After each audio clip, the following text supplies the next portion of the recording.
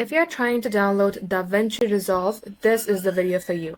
So first thing first, at the top search bar of any of your preferred web application, you have to type in blackmagicdesign.com/products/DaVinci Resolve. I know this is a long one, but you have to type in exactly as this is. And once done, you will get landed onto a page like this. This is DaVinci Resolve 20. Scroll all the way below. Under DaVinci Resolve 20, you will see two options. One is buy online and one is free download. Click on the free download now button. And then it will give you two options again. This is 20 public beta. This is Studio 20 public beta.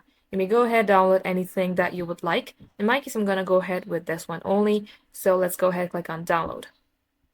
And now it'll require you for some details, and then you can go ahead, click on register and download. You can also give your dummy email address and dummy name. This is for formality purpose, so don't bother on this and simply type in anything that you would like and click on register and download.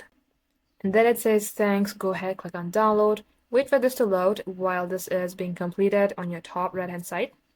Now for some reasons I could not download this because it says I'm running out of storage space, but yeah, you will find it in your file manager once you have installed it. All you have to do is open it and set it up according to your preferences. So guys, this is all for today's video. Thank you for watching.